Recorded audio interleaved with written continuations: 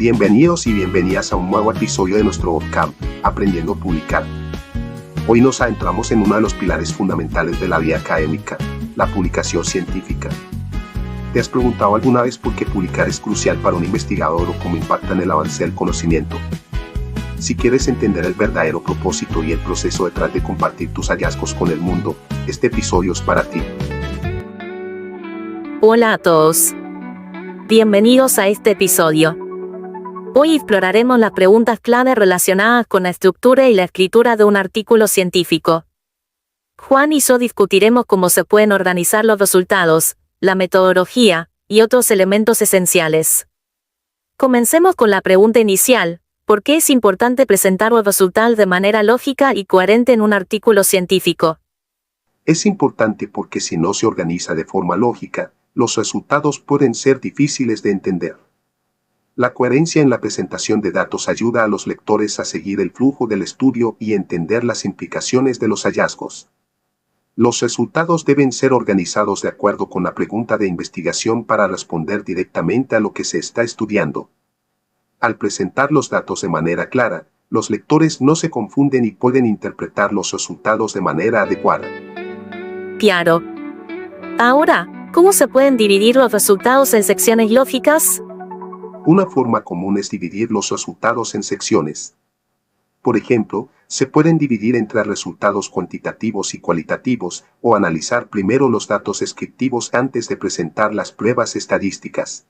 Eso tiene sentido. ¿Y cómo se presentan los datos en forma de texto? Cuando presentas datos en texto, asegúrate de incluir resúmenes descriptivos, pero relacionándolos con las figuras y tablas que complementen la explicación.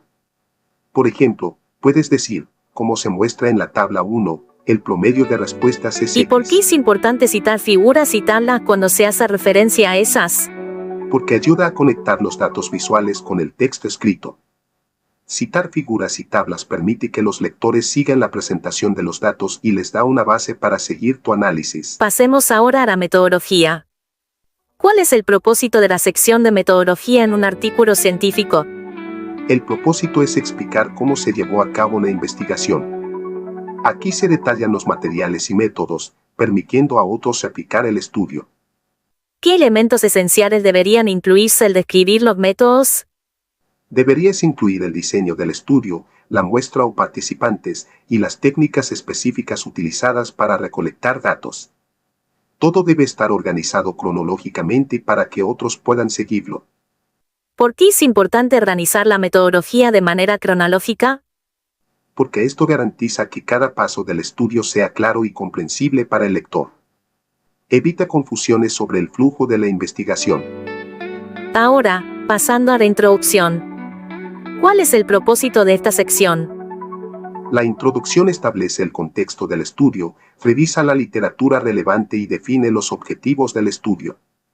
También debe captar la atención del lector. ¿Por qué es importante realizar una revisión de la literatura en la introducción? Porque te permite mostrar el estado actual del conocimiento y identificar las lagunas en la investigación. Esto justifica por qué tu estudio es importante. ¿Cómo se pueden definir y explicar eficazmente los términos clave en la introducción? Es importante definir claramente los términos clave al principio para asegurarte de que todos los lectores entiendan el contexto del estudio. Por ejemplo, si trabajas con un término técnico, como eficiencia energética, explica qué significa para tu investigación. Hablemos de la discusión y conclusiones. ¿Cuál es la función de esta sección? La discusión interpreta los resultados y conecta los hallazgos con la pregunta de investigación. Las conclusiones resumen los resultados y sugieren posibles implicaciones futuras. ¿Cómo se pueden discutir las implicaciones de los hallazgos? Discutiendo cómo estos hallazgos se alinean o no con estudios previos. Además, puedes hablar de posibles aplicaciones prácticas o futuras investigaciones. ¿Cuál es la relación entre la discusión y las conclusiones? La discusión explora y analiza los resultados, mientras que las conclusiones los sintetizan y destacan las implicaciones globales. Pasemos ahora a las fuentes bibliográficas. ¿Por qué es importante utilizar fuentes relevantes en un artículo científico? porque las fuentes proporcionan soporte para tus afirmaciones y contextualizan tu investigación dentro del campo. Sin fuentes relevantes, el estudio pierde credibilidad. ¿Cuál es la diferencia entre fuentes primarias y secundarias? Las fuentes primarias presentan datos originales o investigaciones directamente realizadas. Las secundarias analizan o resumen investigaciones previas. ¿Cómo se puede evaluar la calidad de las fuentes bibliográficas? Evalúa la autoridad del autor, la reputación de la publicación y la actualidad de los artículos. Asegúrate de que las fuentes sean actuales y pertinentes. Finalmente, ¿cuál es el propósito del título y el resumen de un artículo científico? El título debe ser preciso y descriptivo, informando claramente sobre el contenido del estudio.